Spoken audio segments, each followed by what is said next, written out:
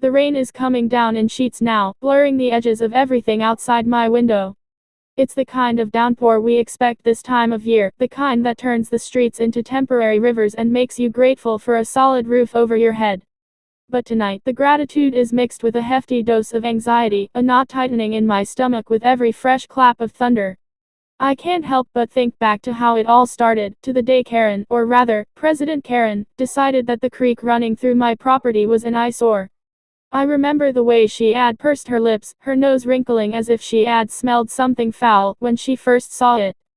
Honestly, David, she had said, her voice dripping with condescension, it just looks so untamed.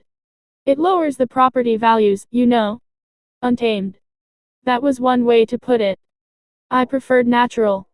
The creek wasn't some placid, manicured water feature. It was a real creek, a living thing, with moss-covered stones, gnarled tree roots clinging to its banks, and the occasional frog leaping into its depths. It had been there long before the subdivision, long before the perfectly symmetrical houses and the meticulously manicured lawns. But Karen, bless her heart or not, had a vision. A vision of a perfectly homogeneous, Stepford-esque community where everything was aesthetically pleasing and conformed to her exacting standards. And my creek, with its wild, untamed beauty, didn't fit the bill. The first I knew of her plan was a notice on my door, an official OA communication, naturally. It announced a community beautification project focused on enhancing the natural waterways within the subdivision. Attached was a rendering of what they had in mind, a series of carefully sculpted, rock-lined streams, meticulously planted with flowering shrubs and ornamental grasses. The creek would be transformed into a charming, picture-perfect amenity. I nearly choked on my coffee. Enhance? More like eradicate. They wanted to pave it over, turn it into a glorified ditch. I knew right then that this wasn't just about aesthetics. This was about control, about imposing Karen's will on everyone in the neighborhood. I immediately went to the next OA meeting, armed with research about the importance of natural waterways, the ecological impact of concrete, and the potential for flooding if the creek's natural flow was disrupted. I spoke passionately, trying to explain that the creek wasn't just a pretty backdrop, it was an integral part of the local ecosystem, a vital drainage channel, and a natural flood control mechanism. Karen listened, or at least pretended to, her expression unchanging. When I finished, she simply smiled that practiced, saccharine smile of hers and said, "Thank you, David, for your input. We appreciate your concerns. But the board has already approved the project, and we believe it will be a great improvement for the community." The board. Her board. The one she had carefully cultivated by buttering up the right people with promises of increased property values and perfectly manicured landscapes. Over the next few weeks, I watched in dismay as the construction crews moved in. They drained the creek, ripped out the natural vegetation, and began pouring concrete. Giant trucks rumbled through the neighborhood, laden with dirt and rocks, filling in the natural contours of the land. I tried to reason with Karen, to appeal to her common sense, but it was like talking to a brick wall. She was convinced she was doing the right thing, that she was making the neighborhood a better place. "Think of the children, David," she had exclaimed once, her voice dripping with fox concern. "They'll have a beautiful place to play by the water. A beautiful, artificial, ecologically sterile place." The new streams, as she called them, were undeniably pretty. They meandered through the landscape, lined with carefully arranged stones and bordered by colorful flowers. They looked like something out of a garden magazine. But they were too narrow, too shallow, too perfect. They were designed to look good, not to function. I pointed this out, of course. I explained that the new streams wouldn't be able to handle the kind of heavy rainfall we got during the rainy season, that the water would back up, causing flooding. Karen dismissed my concerns with a wave of her hand. "Oh, don't be such a worrywart, David. We've taken everything into consideration. The engineers assured us that the new system will be more than adequate." The engineers she hired, no doubt the ones who told her exactly what she wanted to hear. And for a while, she seemed to be right. The first few rains were light, and the streams handled them without a problem. Karen preened, basking in the accolades of her admirers. I, however, remained skeptical, quietly monitoring the water levels, waiting for the inevitable. Now, looking out at the torrential downpour, I know my fears were justified. It started subtly, almost imperceptibly. The water level in the streams began to rise, creeping closer and closer to the edges.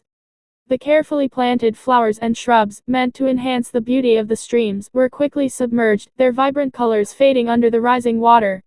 Then, the streams began to swell, overflowing their meticulously crafted banks. The water started to spread, swallowing the lawns, creeping towards the houses. I could see the panic in my neighbors' faces as they frantically tried to divert the water with sandbags and makeshift dams. The real trouble started when the water began to seep into basements. I heard the frantic shouts, the sump pumps whirring, the desperate pleas for help. The community that Karen had tried so hard to perfect was now in chaos, united only by a shared sense of dread. I'm standing on my porch now, watching the scene unfold. The rain is relentless, the wind howling like a banshee.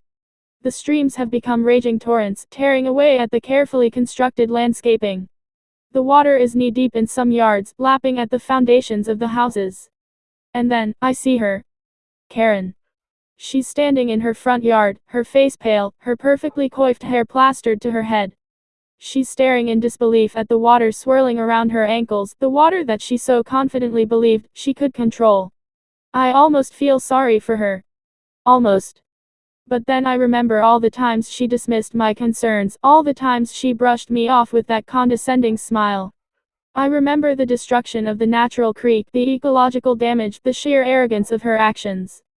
And the sympathy fades away, replaced by a grim satisfaction. The sirens are getting louder now. The fire department and emergency services are arriving, wading through the flood waters to rescue stranded residents. The news crews are here too, cameras flashing, capturing the devastation for the evening news. This is going to be a disaster, a major embarrassment for the OA, and especially for Karen. The next morning dawns gray and overcast. The rain has stopped, but the damage is done. The neighborhood looks like a war zone. Debris is scattered everywhere, lawns are covered in mud, and the air is thick with the smell of mildew. The aftermath is even more chaotic than the storm itself. Insurance adjusters are swarming the neighborhood, assessing the damage. Contractors are already quoting exorbitant prices for repairs. And the residents, finally realizing the extent of Karen's folly, are furious. The OA meeting that evening is the most explosive I've ever witnessed. The residents are baying for Karen's blood. They demand answers, accountability, and, most of all, her resignation. Karen tries to defend herself, to explain that she had only the best intentions, that she was simply trying to improve the community. But no one is buying it. The residents are too angry, too frightened, too aware of the damage she has caused. The evidence is damning. Someone uncovered emails showing that Karen had pressured the engineers to approve the project, even though they had expressed concerns about the drainage capacity of the new streams. Others revealed that she had bribed several board members with lavish gifts and promises of personal favors. The vote is swift and decisive. Karen is stripped of her presidency and banned from ever serving on the board again. But that's not the end of it. Several residents, including myself, file lawsuits against Karen and the OA, seeking compensation for the damages to our properties. The legal battle is long and arduous, but in the end, we prevail. Karen, stripped of her power and her reputation, is forced to sell her house and move away. The OA is forced to pay for the repairs to the damaged properties and to restore the creek to its natural state. Looking back, it's hard to believe that one person could cause so much chaos, so much destruction. But Karen did. She was so determined to impose her vision on everyone else that she ignored all warnings, disregarded expert advice, and ultimately, brought the whole community crashing down around her. The creek is back to its old self now, wild and untamed. The moss-covered stones, the gnarled tree roots, the leaping frogs, they're all back. The water flows freely, carrying away the rainwater, preventing flooding. And the neighborhood, scarred but wiser, has learned a valuable lesson, that sometimes the best thing you can do is to leave nature alone. The rain has stopped now. The clouds are parting, and a sliver of moon is peeking through. The air is clean and fresh, washed clean by the storm. I step out onto my porch and take a deep breath. The knot in my stomach has finally loosened. The anxiety has faded, replaced by a sense of peace. The creek gurgles softly, a soothing sound in the stillness of the night. It's a reminder that even in the face of adversity, even in the midst of chaos, nature endures. And sometimes, nature even wins. And as I stand there, listening to the gentle murmur of the water, I can't help but smile. Karen is gone, her vision shattered, and the creek is free. And that, I think, is a victory worth celebrating, even on a stormy night. The OA even made me the president to make sure nothing like that would happen again.